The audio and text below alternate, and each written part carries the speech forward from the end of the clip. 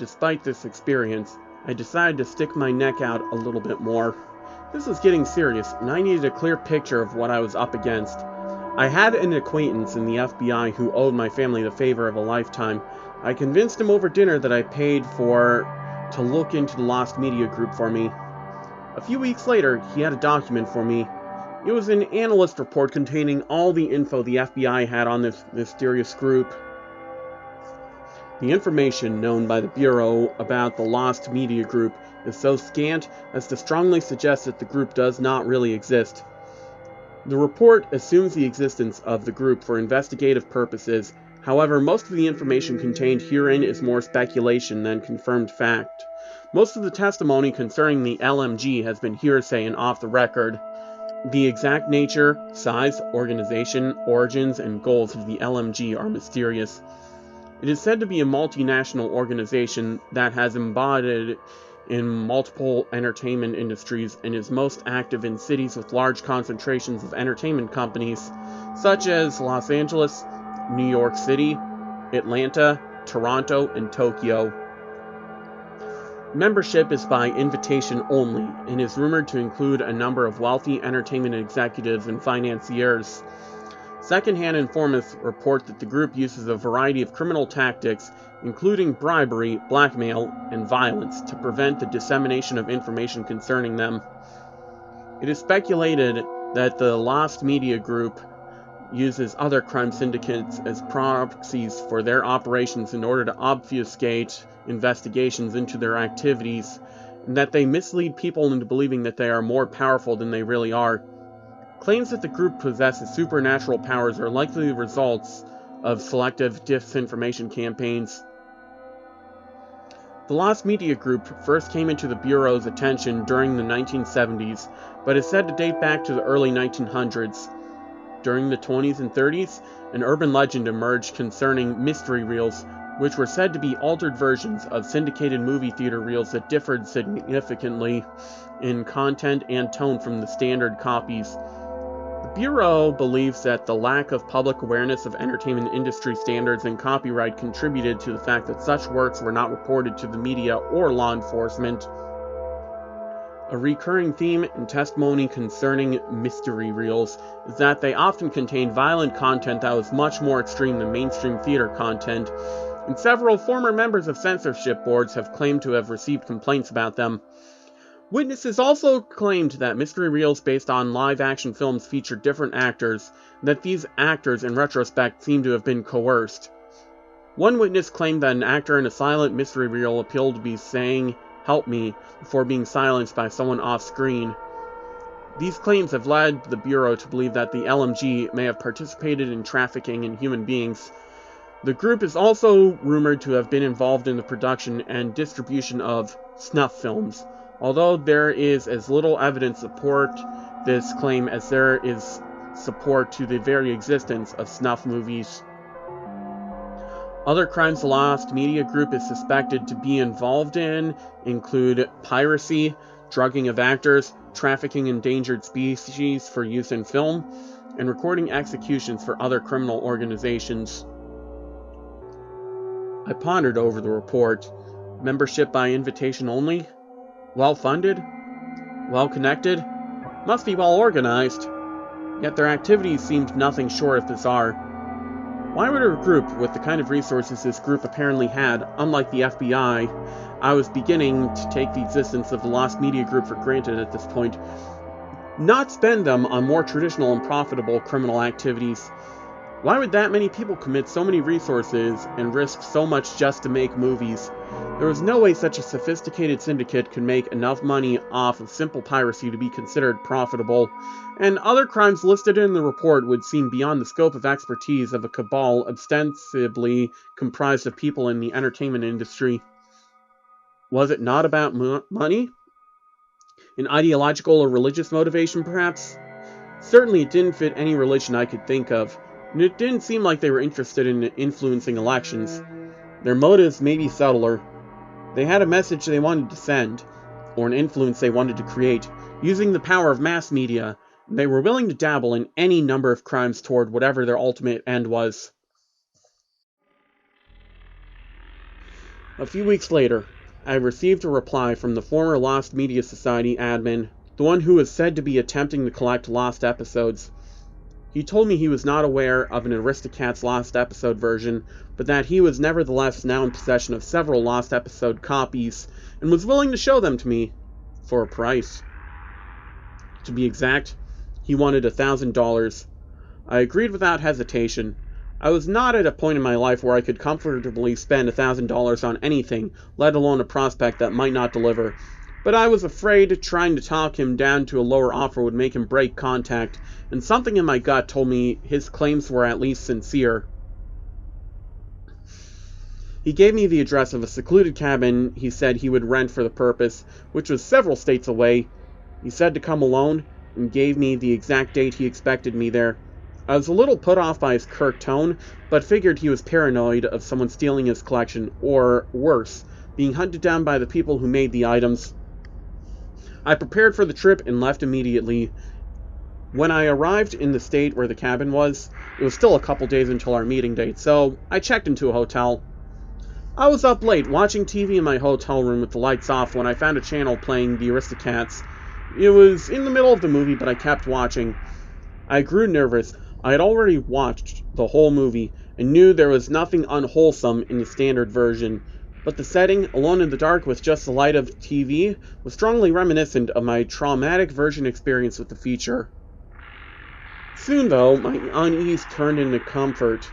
I realized there was nothing to fear. Sure, at this point, I was convinced that somewhere out there existed a violent and twisted version of the Aristocats, one which I had been unfortunate enough to somehow see as a child, but that didn't matter. It couldn't hurt me now. I laughed as I realized I now had the chance to relive the memory without the trauma. So I grabbed a snack and continued watching in the dark, for once able to enjoy the film as it was intended to be enjoyed. I was able to appreciate what a truly great movie it was, how much effort was put into the animation and voices, even how great the music was. The soundtrack was a little distorted, though. As I turned up the volume to hear it better, I realized it wasn't the TV. The soundtrack was a little distorted.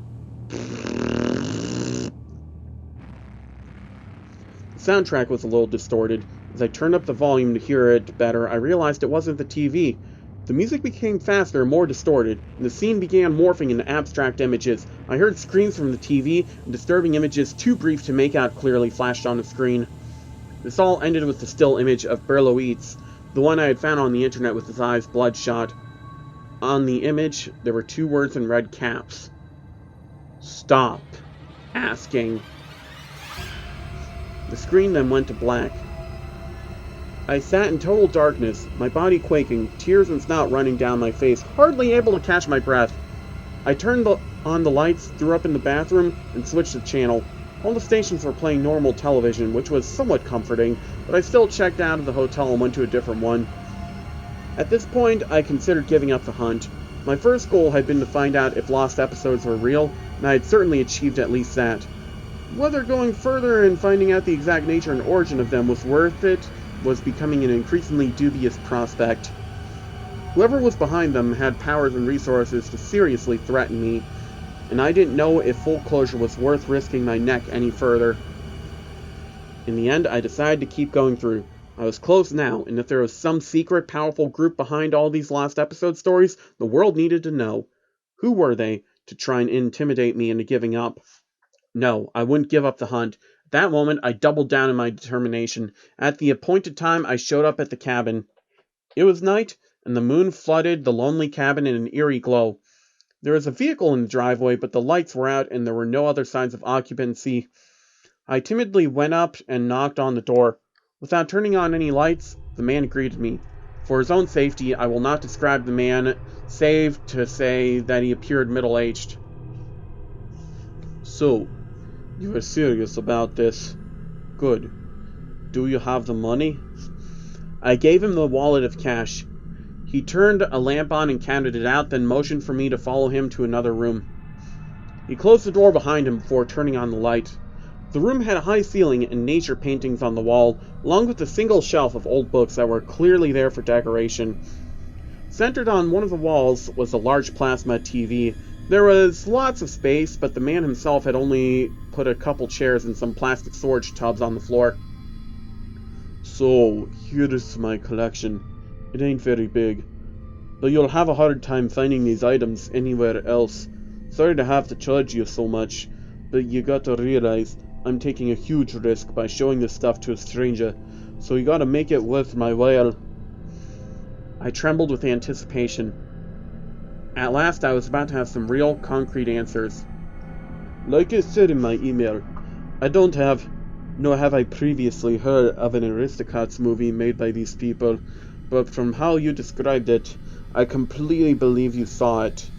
It fits right in with the kind of thing they would make, he continued. By they, do you mean the Lost Media Group? I interjected. Yeah, they would be behind the thing you saw, along with that Batman Lost episode, if it indeed exists, though I haven't been able to find it myself, but again, wouldn't be surprised. I don't know what their goal is in making these things, but they're interesting as hell, so I collect them. I asked if he could share some of his contacts, but he flatly refused. I only give that information to trusted friends, and even if you were one of them, it would make you pay more than you could afford. Please don't ask me that again. You're lucky I even agreed to show you my collection. I was a little flustered by his tone, so I just nodded. Then we got down to business. He opened one of the tubs and pulled out a VCR, along with a black VHS tape with a white label that read Pink Panther in black Sharpie. He hooked up the VCR, inserted the tape, and played it. It was the lost episode from the Pink Panther cartoon series, which was a show consisting of short sketches, about 5 or 6 minutes each, with the Pink Panther going on various solo adventures and getting into trouble with other characters and situations, which he manages with his superior mastery of cartoon physics. There is never any dialogue save for the occasional wordless exclamation or babbled nonsense, like in the Tom and Jerry cartoons, and every short has a Pink Panther theme playing throughout. I had watched a little of the show as a kid, but didn't have many memories of it. This episode was called 40 Shades of Pink, which I assumed was a pun on how Ireland is said to have 40 shades of green, since this was a St. Patrick's Day themed episode. It took place on a green land that, while not explicitly identified as Ireland, was obviously supposed to be the Emerald Isle, or at least some generic insular Celtic fantasy land. The short involved the Pink Panther trying to steal a pot of gold from a leprechaun, or rather the occurring little man character dressed as one. As the Pink Panther was walking over a rainbow like a bridge, a storm cloud caused it to disappear from under his feet. He fell, and there was a sickening crunching sound. The Pink Panther was shown bleeding out on the ground, bones jutting out. Then he saw the leprechaun's pot and crawled over to it. Despite his injuries, a smile of victory crawled across his face. As he peered down into the pot, the leprechaun appeared from behind and pushed him in, closing a lid over him and then roasting him alive over a fire. The episode ended with the sound of the Pink Panther screaming. Lame, I thought. Someone basically just took the Pink Panther cartoon and gave it the itchy and scratchy treatment. It was somewhat disturbing that whoever did it clearly had access to the original animation resources to make it look exactly like a real episode, but overall it was underwhelming compared to what I was expecting. The next item was a copy of The Lion King. This time it was a proper factory copy with a retail jacket. The man told me the movie itself was normal, but there was a special animated short at the end of the tape with psychedelic properties. He warned me that the experience would be far more intense than the Pink Panther tape, and even asked me if I had any heart conditions. Despite his warning, I insisted on going through with it. He refused to fast forward to the short, saying he wanted to keep the tape from warping, even though he had the footage digitally archived. After the credits, there were some special features, including some animated shorts I had never seen before. When the title appeared for a short called The Lion, the man paused and asked again if I was sure I wanted to proceed. I nodded, and he played it. The short featured what was apparently a version of Scar, but the art style was completely different. It was a 2D animation, but somewhat even more realistic than Pixar animation. It was hard to explain. It wasn't like CGI realism, but there was so much detail and effort put into the character that it gave the impression of realism while still being paradoxically fantastical. The clip showed Scar walking around a white background before stopping to face a viewer. The camera began slowly zooming in on his face, and his eyes began glowing red. Threatening jungle music began playing. Suddenly, I became very nervous. A vicious grimace emerged on Scar's face, the kind a predator makes before striking. His mouth opened wide, showing rows of sharp teeth, and I heard realistic growling sounds. His face wrinkled in a pattern consistent with the face a lion makes before pouncing. My nervousness turned to terror. My gaze was transfixed on the screen, and I couldn't look away. I knew it was only animation, even if the lion couldn't get me through the screen, but I was paralyzed as if facing a real predator. I was in a trance, one that didn't break until Scar jumped and I screamed for my life. I kept screaming until the man shook me out of it. "Sorry about that," he said, "but I did warn you." Once I got my bearings back, I asked for the next item. He gave me a puzzled look, as if he expected me to just give up and want to go home after the last tape, but he shrugged and got the next one. It was another home VHS tape labeled Super Bowl 2000. "This next one won't do anything to you like the lion video, but it's disturbing in what it shows. In fact, I'll just tell you what it is. The tape shows a riot that didn't happen. If you didn't know, there was no sports riot at the 2000 Super Bowl, certainly not in the stadium itself, but the tape shows just that." Once again, the man refused to skip to the interesting part to preserve the integrity of the tape. In the third quarter, a referee made a call that didn't sit well with Titans fans, and someone threw a beer bottle. More people started throwing things, and it escalated into a full-scale riot in which spectators swarmed the field and attacked each other. You could see the majority of the crowd slowly evacuating the venue, while a small but determined segment began vandalizing the place and having sporadic brawls. There was no commentary at this point, just raw stadium footage that cycled through various venue cameras. About 20 minutes into the riot, the tape ended. The tape did not cause me to experience abject terror like the last one. In fact, the riot hadn't even been that bad compared to other sports riots I've seen, but I found it disturbing on a deeper level. The fact that they could alter a recording of a sports event to make it show something that so blatantly didn't happen in reality terrified me. They could have only done it in one of two ways: with editing techniques that were well beyond what was publicly known to the world, or with some kind of magic. I still asked to see the next item. The man said it was the last one. It was a plug-and-play video game this time. The man explained that the Lost Media Group was known to dabble in other mediums besides movies and television, and that in particular they were able to produce a lot of lost video games, though this was the only one he had been able to acquire. The game was labeled Pokemon Black Carbonite. I actually remembered hearing about Nintendo making a Pokemon plug-and-play game that was cancelled, but I didn't know if that was the title. The thing was black and bore a white image of Pikachu, sporting a menacing grin. "I'm not gonna let you play this. I myself will never play it again. This thing will mess you up, and is downright dangerous. You could examine the hardware, though." I took it from him and did so. The first thing I noticed upon closer inspection was a fissure in the control pack. A lot of force had been applied to make the crack. Then I noticed that some of the plastic was warped, melted. I looked at the man. He gave me a look back, a look of understanding that there was nothing more that needed to be said. I handed the game back to him. The man said some goodbye formalities, put his hand over my shoulder, and aggressively led me to the door, closing and locking it behind me. He never saw my camera.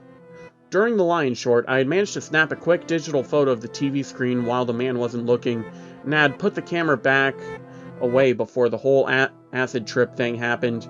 I had the photo enlarged and enhanced and studied it. It was still frightening even without the psychedelic properties of the animated shorts. Again, despite being a cartoon, it had such detail and realism that it seemed more alive than I thought a cartoon would.